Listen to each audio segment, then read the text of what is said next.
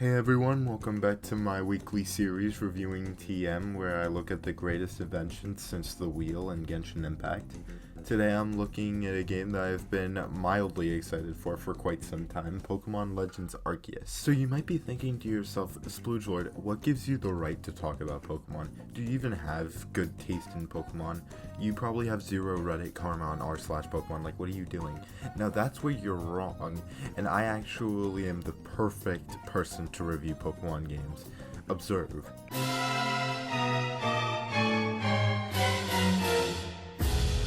Okay, so I know this looks bad. I know you're probably thinking to yourself, how am I still alive? Well, so the thing is that the reason why I have so many hours in that game is because every time I tried to play it, I fell asleep and the game stayed on, okay?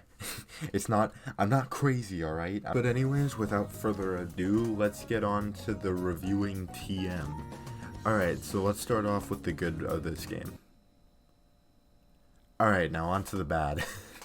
Okay, no, I'm joking. So obviously this game's pretty different from the other Pokemon games where it's actually open world. You have to go out and focus more on catching Pokemon and shit. You don't really fight gyms and all that shit.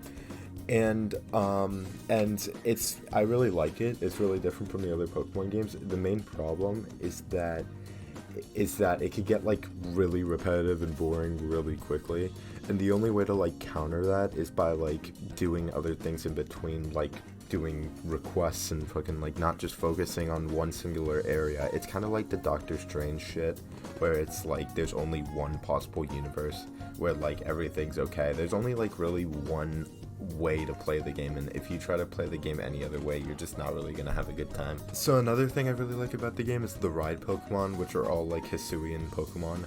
Like Hisuian Sneasel just looks like a high school girl who complains at the lunch table and says bruh a lot, so that's cool. Okay, so regarding the story, it's a story. It's a story. So it's basically, the premise is basically super simple. It's just like beat all the Pokemon that are out of control in each region and just keep going onwards. And then when it gets to the end, it's pretty freaking stupid because you wake up, like, I'll spoil the freaking main story. I don't think anyone cares. But, so, like, you wake up and, like, the sky is, like, all purple, like, Gmod texture pack broken, all purple.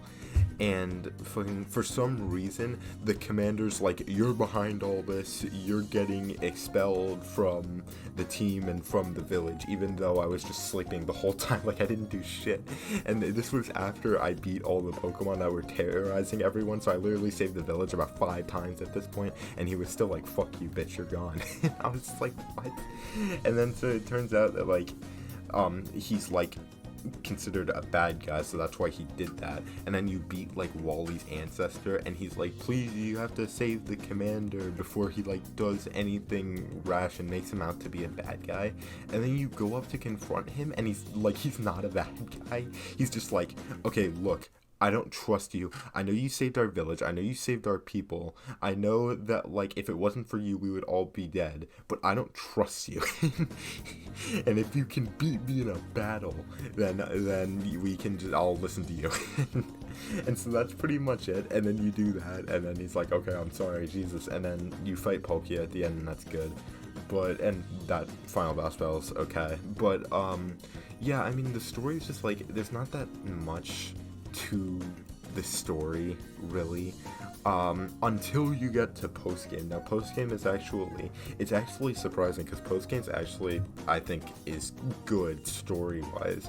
Like, there's a really good plot twist I actually won't spoil. The plot twist in postgame I think is really good, and it was something I wasn't expecting at all.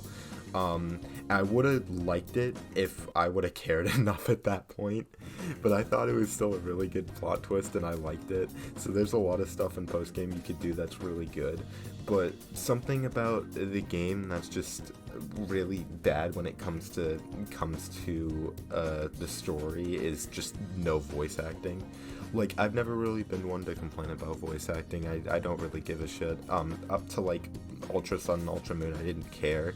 When Sword and Shield came out, I was like, okay, I wish there was voice acting, but like I could deal with it. Here, it's like actually like infuriating that there's no voice acting with some of the scenes and some stuff that goes on.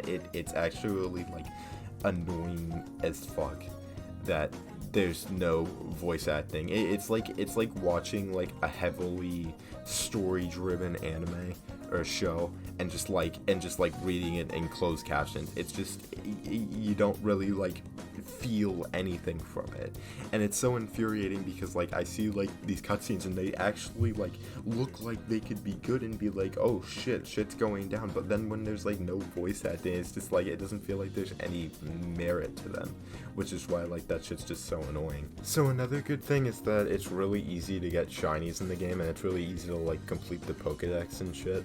Like at the beginning of the game, it just gives you a free Ponyta as one of the a free shiny Ponyta is one of the requests, which is like really cool. And another good thing is that some of the stuff is like actual, like some of the battles are like actually hard. Like the post game thing I was talking about, like there's like a battle you do there, and that shit's hard as fuck. Like, like it doesn't matter how high your Pokemon are, you're definitely gonna have to like try more than once to beat it, and which is just I think really cool. And I think the boss fights I think are really cool, and I like the idea they had in some of them, but I wish that they would have added a little bit more to them, like a little bit like more phases or do like other things that are cool. And regarding the ride Pokemon I talked about earlier, it's super annoying how like the Pokemon you have, you can take them out of your Pokeball, but like you can't ride with them, they don't follow you, they just stand in place like T-posing, which is just really annoying when you think about it. And obviously one last complaint obviously is the graphics, but to be honest, it's Pokemon. If you're complaining about graphics in Pokemon in 2022, then I don't know like what to tell you. Like you should have expected it. I mean, Pokemon, I'm not trying to be like defend Game Freak, because fine, you know, it's fine PS1 graphics. But like still, it's like, I don't know, it's Pokemon, so you don't really need to worry about graphics all that much. Like there's some scenes that look pretty nice and stuff, but yeah, I mean, you shouldn't really focus on graphics all that much while playing this game, so you don't really have to worry about that all that much. But yeah, overall, that's pretty much it. I mean, there's not really that much to talk about. It's like, the game's pretty straightforward. There's a lot of like not good things in it, but there's still a lot of good things in it. I think it's a really like good step in the right direction with Pokemon, and if they just put like a little fucking more effort, like if they actually just put effort in the games, I think it could be so good.